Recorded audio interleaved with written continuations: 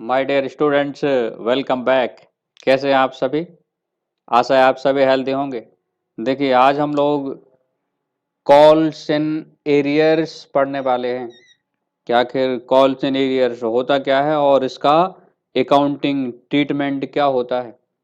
आप सब जानते हैं, आप सभी जानते हैं कि वह पर्सन जो किसी कंपनी के शेयर्स खरीदता है उसको हम लोग शेयर होल्डर्स कहते हैं। तो जब कोई शेयर होल्डर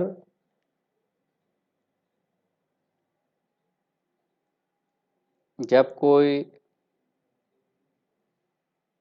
शेयर होल्डर्स उसके द्वारा खरीदे गए शेयर पर अलॉटमेंट एंड कॉल अलॉटमेंट और कॉल का अमाउंट पे नहीं करता है या पे नहीं कर पाता है तो इसे हम लोग कॉल्स इन एरियर्स कहते हैं। जब कोई शेयर होल्डर्स अपने शेयर्स पर उसके द्वारा खरीदे गए शेयर्स पर अलॉटमेंट और कॉल की जो अमाउंट ड्यू है उसको पे नहीं कर पाता है तो इसे हम लोग कॉल्स इन एरियर्स कह देते हैं। और अब कॉल्स इन एरियर्स होगा तो अकाउंटिंग ट्रीटमेंट कैसे होगा? इसका ट्रीटमेंट हम लोग दो तरीके से कर सकते हैं। एक है calls in arrears account open करके by without opening opening calls in arrears account। First point है। सेकंड है बाय ओपनिंग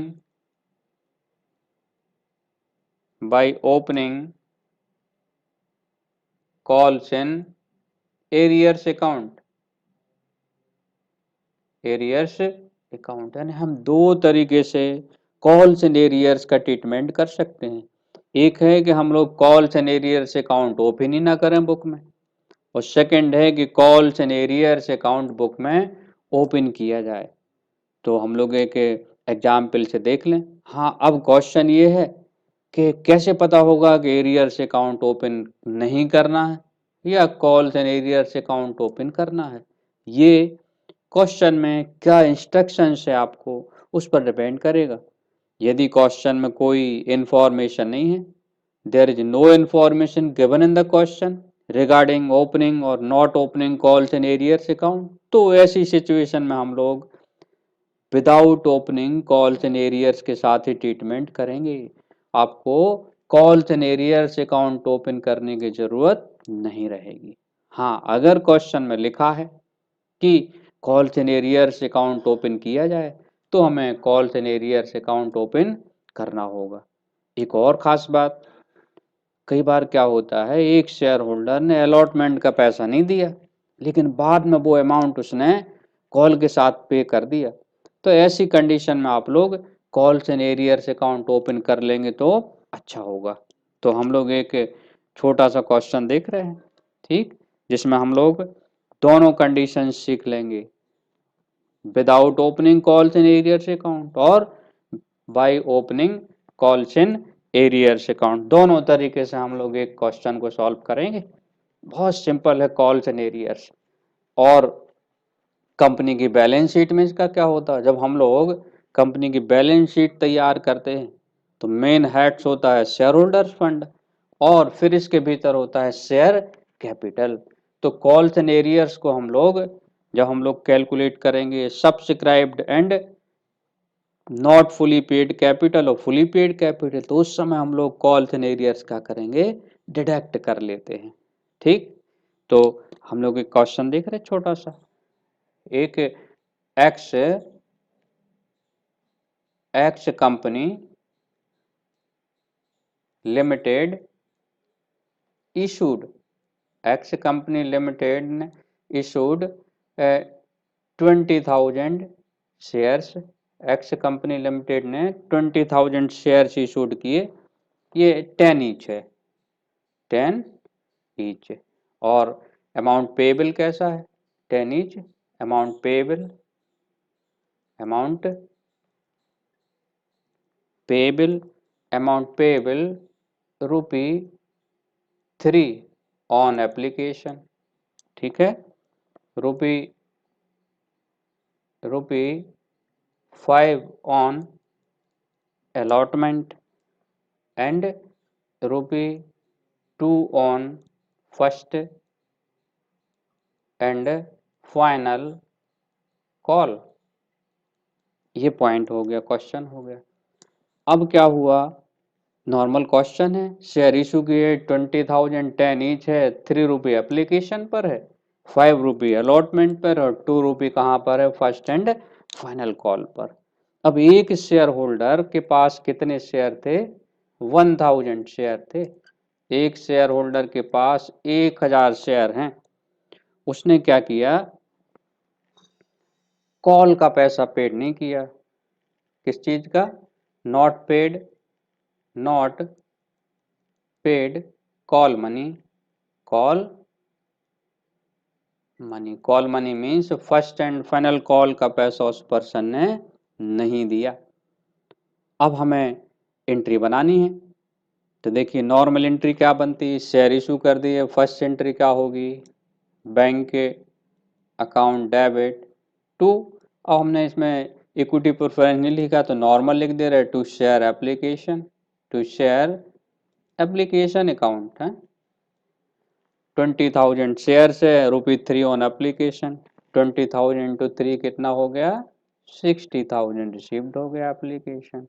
अब एंट्री आती है ट्रांसफर करने की, एप्लीकेशन मनी कहाँ ट्रांसफर होती, शेयर कैपिटल अकाउंट में, share application account debit to share capital account. लीजिए एप्लीकेशन मनी भी ट्रांसफर होगी 60,000। अब इसके बाद क्या होगा, अलॉटमेंट मनी ड्यू हो जाएगी। ड्यू होने की एंट्री क्या होती है, शेयर अलॉटमेंट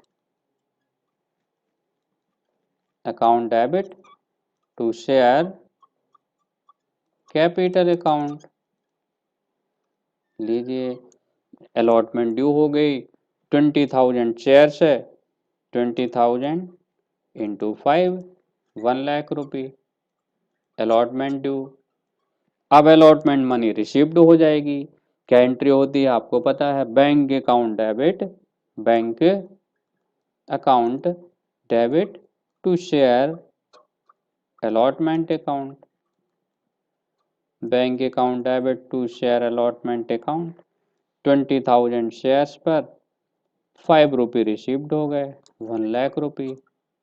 अब क्या है, देखिए एक शेयर होल्डर जिसके पास 1000 शेयर थे वह not paid call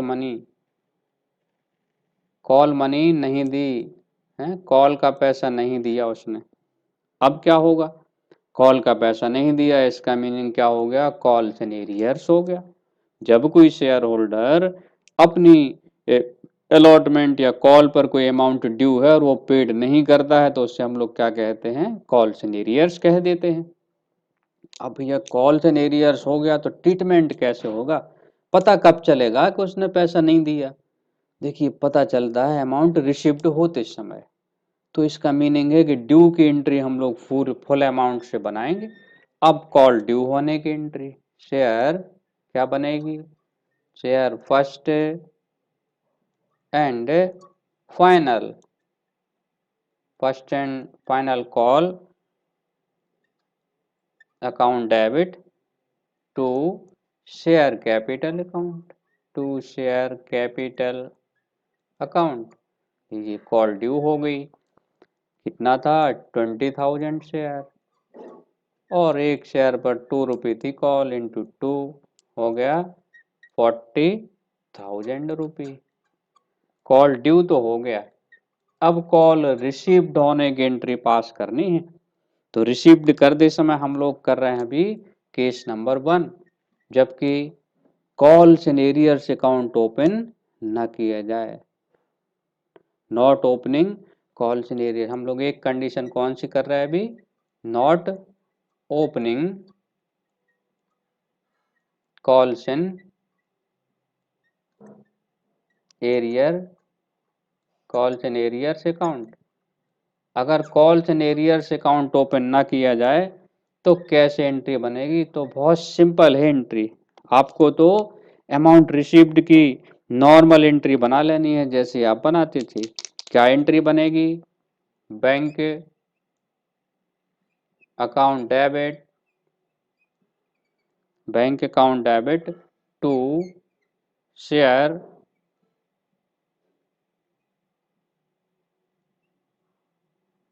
first and final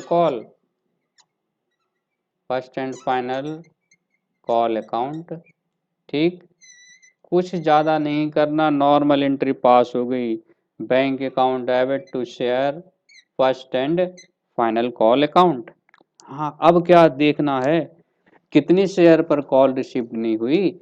1000 share पर। इसका मीनिंग है तो कितनी शेयर पर रिसीव्ड हो गई? 20,000 शेयर पे अमाउंट हमें रिसीव्ड करनी थी, इसमें से 1000 शेयर पे कॉल का पैसा नहीं मिला। इसका मीनिंग है कितनी शेयर का पैसा रिसीव्ड होगा हमें? 19,000 शेयर का। और इनटू कर देंगे two each first and final call money received on 19,000 shares rate of rupee two each. और इनटू कर दिया, ये हो गया 38,000 रिसीव्ड हो गए। तो ये तो हो गया ट्रीटमेंट कब? जबकि calls and arrears account open ना किया जाए। वैसे भी दिख रहा है भाई, कितनी शेयर पर कॉल का पैसा नहीं मिला? 1000 शेयर पर। कितने रिसीव नहीं हुए? 2000 रुपी। रिसीव्ड करने थे 40,000। अब 2000 रिसीव नहीं हुए, इसका मीनिंग कितना रिसीव्ड हो गया? 38,000। ये वो सिचुएशन है not opening calls in arrears account. और अगर हम इस क्वेश्चन में ये देखें कि कॉल्स इन एरियर्स अकाउंट अगर ओपन किया जाए, अगर calls in arrears account open किया जाए तो क्या एंट्री बनेगी? देखो, कॉल्स इन एरियर्स का मीनिंग है ये पैसा हमें बाद में रिसीव्ड हो जाएगा। तो रिसीव्ड हो जाएगा, एक तरह से हमारी ये क्या हो गई? एसेट्स बन जाती है। एसेट से इंक्रीज हम लोग डेबिट करते हैं। तो देखिए, अब हम सेकंड केस देख रहे हैं, इसी में जरा सा चेंज करना है। क्या? बाई ओपनिंग, यहाँ क्या जरा बदलाव करना है, by opening calls and arrears account. अगर calls and arrears account open किया जाए तो कैसे ट्रीटमेंट होगा? तो हम लोग इसी में बदलाव कर ले रहे हैं। बहुत सिंपल है, बहुत सिंपल। बिल्कुल आप बस ध्यान से देखते रहिए। अब अगर हम लोग calls and arrears account open करेंगे तो क्या एंट्री पास होगी? एंट्री रिसीव्ड की तो वैसे ही होनी है। देखिए, बैंक अकाउंट डेबिट तो होना ही है। बैंक अकाउंट डेबिट कर देंगे। अब क्या है? एरियर्स अकाउंट ओपन करना। 2000 रुपए नहीं मिले, 1000 शेयर पे कितना नहीं मिला हमें? 2 रुपी टू ईच। तो 2000 रुपी से हमारा एक और एसेट्स से इंक्रीज हो जाएगी कॉल्स एंड एरियर्स के नाम से। तो हमारा रूल्स है मॉडर्न अप्रोच का, एसेट्स इंक्रीज क्या करते? डेबिट करते। बस वो इंक्रीज किस फॉर्म में हो रही? कॉल्स एंड एरियर्स के फॉर्म में, बाद में रिसीव्ड हो जाएगी। तो एंट्री क्या होगी? Bank account debit calls and arrears account debit to to share to share first and final call account. Narration हो जाएगा, share first and final call money received, share first and final call money received on 18,000 shares to each and calls and arrears on 1000 shares rupee to each। जैसे amount लिखने का बहुत simple तरीका, यहाँ हम लोग लिख देंगे 19,000 इंटू टू, बैंक के सामने हो गया 38,000। ठीक है, अब कितने शेयर का पैसा नहीं रिसीव्ड हुआ? 1000 का। तो कॉल्स एंड एरियर्स में 1000 इंटू टू हो जाएगा 2000, और क्या कॉल के सामने 40,000। तो इस तरह से ये कॉल्स एंड एरियर्स का कंसेप्ट हो जाता है। जब कोई शेयर होल्डर, जब कोई अंशधारी अपने द्वारा देय अंशों पर, देय शेयर्स पर किसी अलॉटमेंट और कॉल का पैसा पेड नहीं कर पाता है, तो इसे हम लोग कॉल्स एंड एरियर्स कहते हैं। और कॉल्स एंड एरियर्स का ट्रीटमेंट करने के लिए 2 कंडीशंस हैं। फर्स्ट कंडीशंस क्या है? हम लोग calls and arrears account open कर सकते हैं और एक में ओपन नहीं कर सकते। क्वेश्चन में जैसा आपके इंस्ट्रक्शन होगा वैसा ही करना है। अगर क्वेश्चन में कहा जाए कि calls and arrears account open करना है, तो आप ओपन कर देंगे, तो कॉल्स एंड एरियर्स डेबिट हो जाएगा। और अगर ओपन नहीं करना है तो डायरेक्ट एंट्री बनेगी, नेट जितना रिसीव्ड हुआ उस अमाउंट से एंट्री पास कर लेंगे। ठीक, तो हमें लगता है कि आप लोग को ये क्लियर हो गया होगा। इसी तरह आप लोग वीडियो देखते रहिए और सीखते रहिए। Thank you.